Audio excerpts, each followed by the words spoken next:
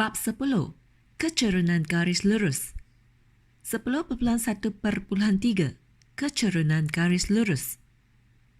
Standard pembelajaran membuat generalisasi tentang kecerunan garis lurus.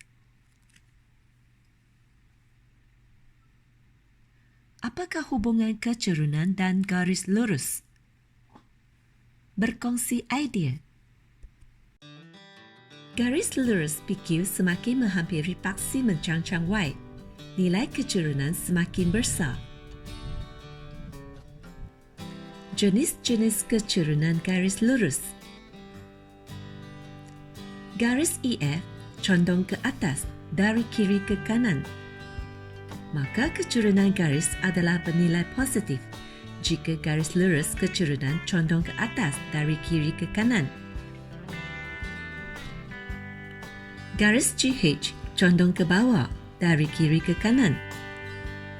Maka kecerunan garis adalah bernilai negatif jika garis lurus kecerunan condong ke bawah dari kiri ke kanan. Garis lurus JK selari dengan paksi X. Maka kecerunan garis adalah bernilai sifar jika garis lurus kecerunan selari dengan paksi X. Garis lurus NN selari dengan paksi Y. Maka kecerunan garis lurus adalah tidak tertakrif jika garis lurus kecerunan selari dengan paksi Y. Hai semua, tahukah anda kecerunan ialah satu nisbah? Kecerunan tidak mempunyai unit ukuran.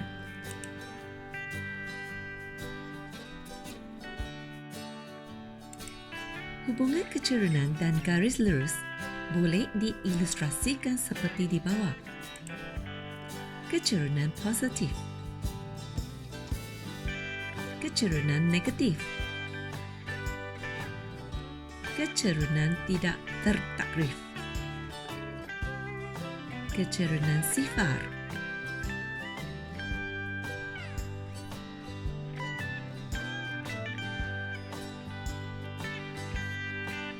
Marilah kita imbas kembali.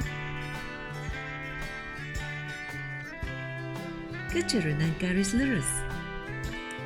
Rumus kecerunan garis lurus PQ M sama dengan jarak mencangcang per jarak mengufuk sama dengan 2/5. Kecerunan garis lurus PQ M sama dengan Y2 tolak Y1 per X2 tolak X1.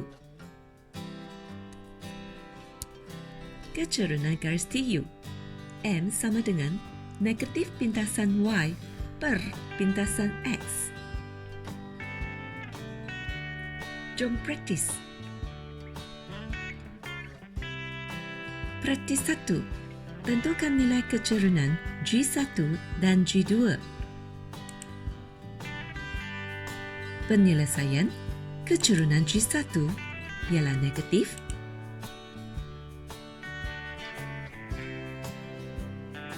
Kecerunan G2 ialah positif.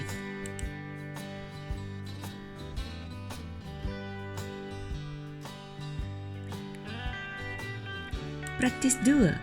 Kena pasti garis lurus yang mempunyai nilai kecerunan sama ada positif, negatif, sifar atau tidak tertakrif.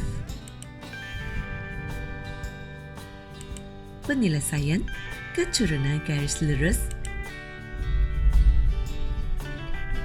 CD ialah negatif. GH ialah positif. EF ialah sifar. JK ialah tidak tertakrif. Praktis 3. Tentukan setiap soalan yang berikut dengan meletakkan betul atau salah. A. Garis lurus Q lebih curam daripada garis lurus B.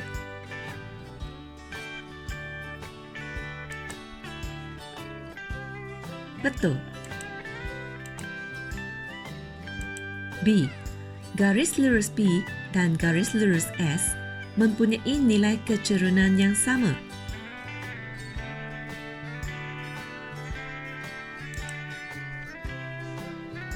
salah. C. Garis lurus P dan garis lurus Q mempunyai keturunan negatif.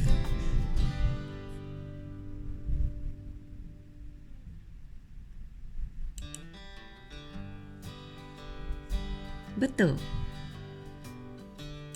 D. Arah kecondongan garis lurus R menunjukkan nilai keturunan garis lurus R ialah positif.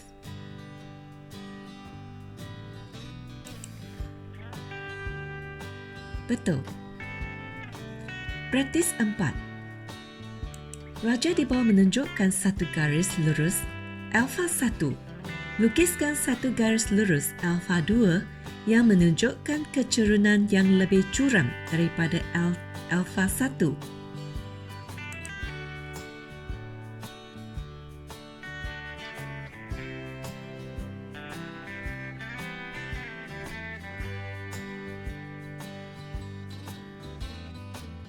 Praktis 5. Berdasarkan jenis keturunan yang diberi, lukiskan keturunan garis lurus di atas grid bagi setiap yang berikut. A. Keturunan garis lurus AB ialah negatif.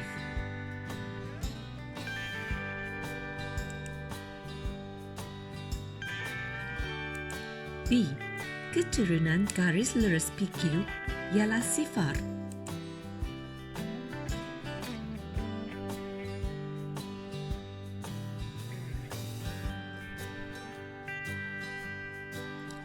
C. Keturunan garis lurus MM ialah positif.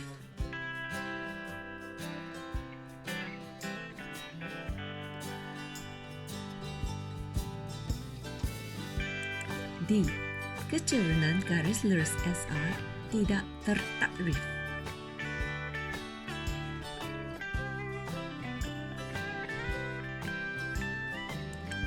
Praktis 6. Berdasarkan raja yang diberi, nyatakan keturunan garis lurus.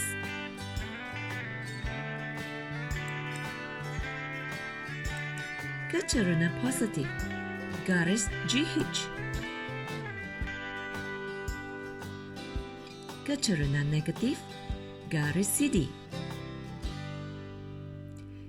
Keturunan sifar, garis AB. Keturunan tidak tertakrif, garis EF. Praktis 7. Lengkapkan jadual yang berikut. Garis lurus yang mempunyai keturunan positif.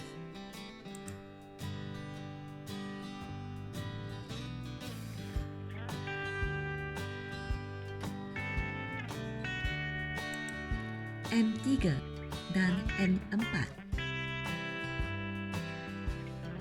Garis lurus yang mempunyai keturunan negatif.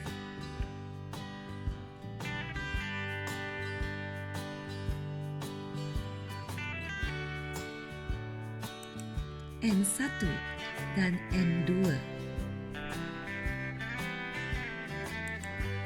Keturunan garis lurus ialah kecondongan garis lurus dan ia boleh ditakrifkan sebagai nisbah di antara jarak mencangcang kepada jarak mengufuk pada suatu garis lurus.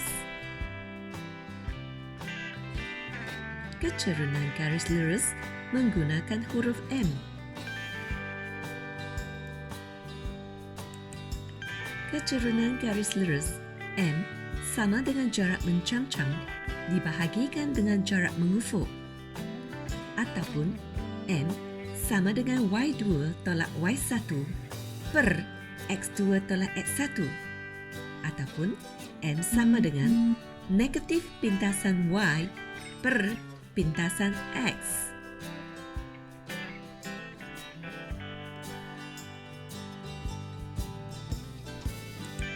Keturunan garis lurus OA lebih curam dan keturunan garis lurus OB lebih landai. Keturunan lurus positif. Keturunan garis lurus negatif. Keturunan garis lurus sifar. Keturunan garis lurus tak tertakrif.